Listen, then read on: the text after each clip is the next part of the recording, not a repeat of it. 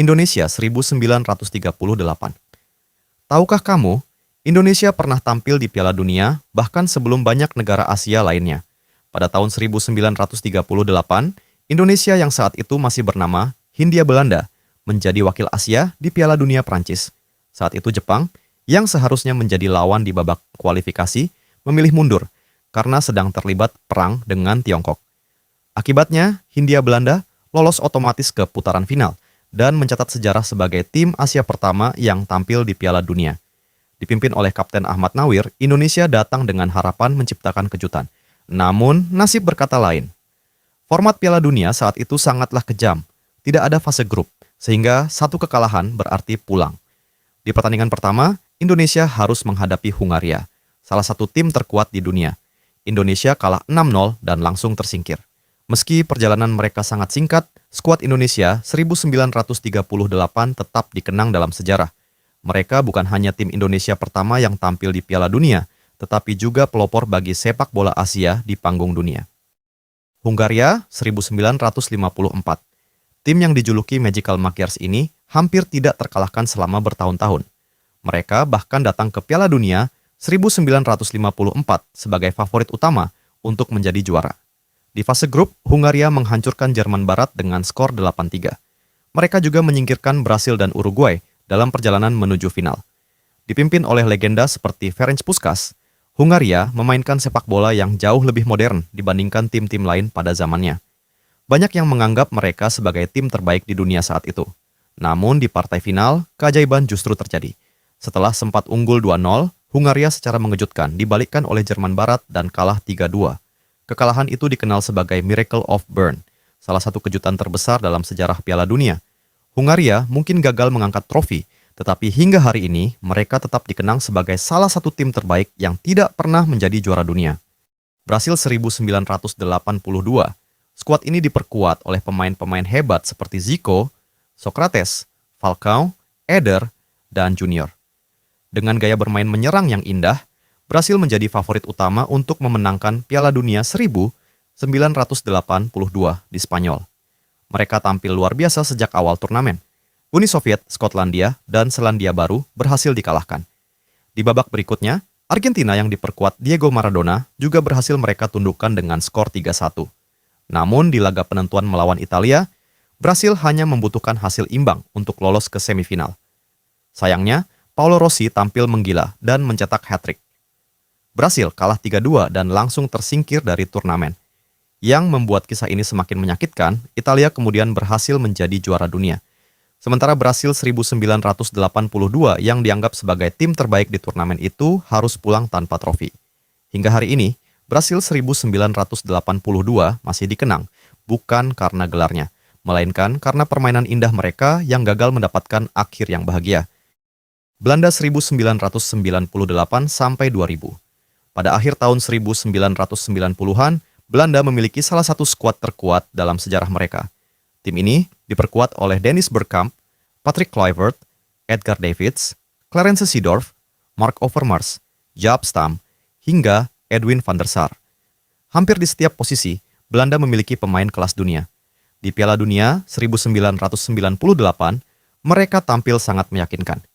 Belanda berhasil mencapai semifinal setelah menyingkirkan Argentina lewat gol ikonik Dennis Bergkamp di menit-menit akhir. Namun langkah mereka terhenti setelah kalah adu penalti dari Brasil.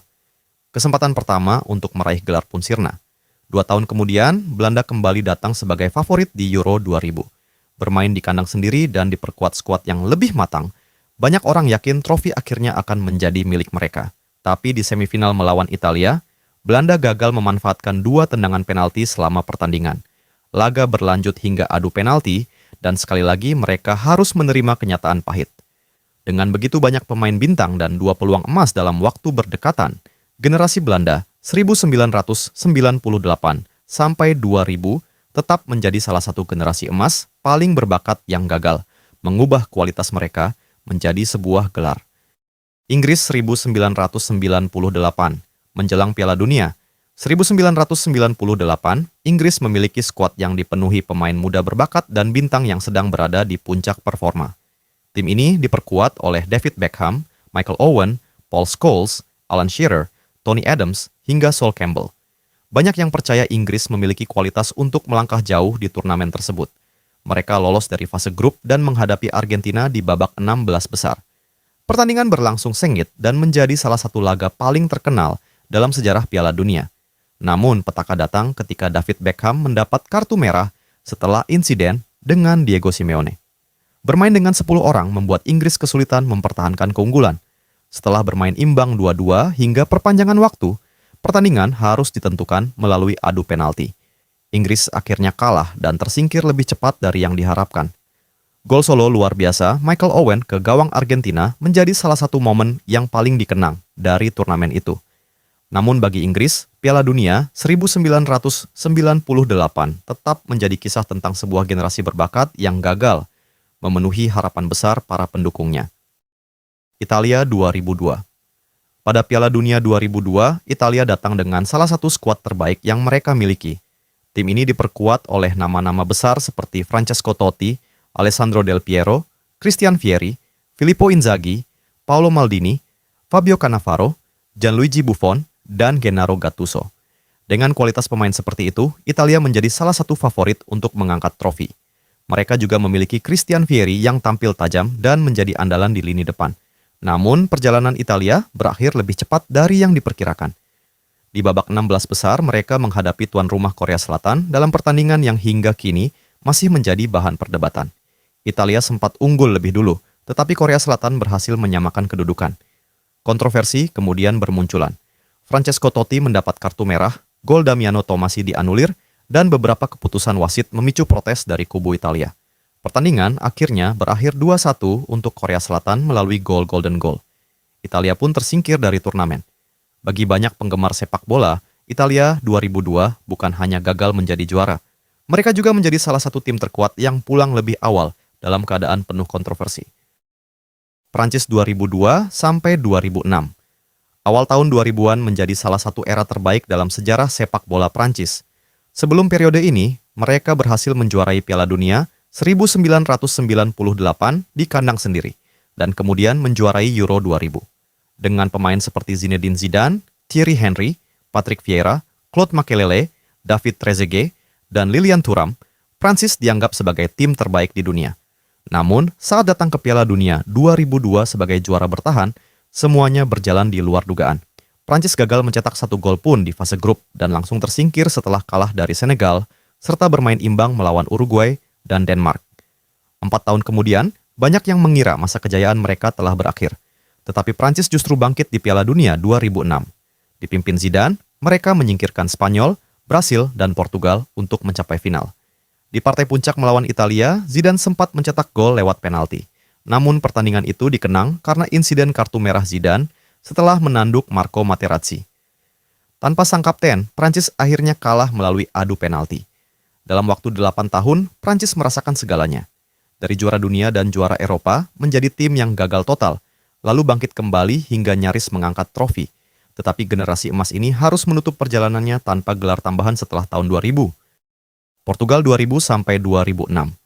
Awal tahun 2000-an menjadi masa keemasan sepak bola Portugal.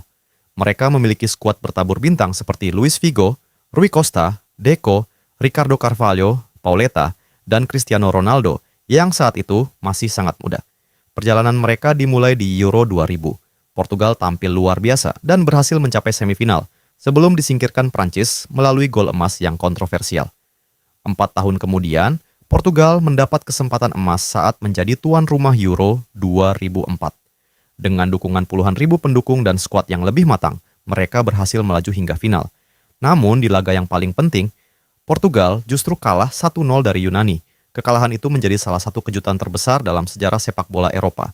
Setelah peluit akhir berbunyi, Cristiano Ronaldo yang baru berusia 19 tahun terlihat menangis di lapangan karena gagal membawa negaranya menjadi juara di kandang sendiri. 2 tahun kemudian, Portugal kembali menunjukkan kekuatannya di Piala Dunia 2006.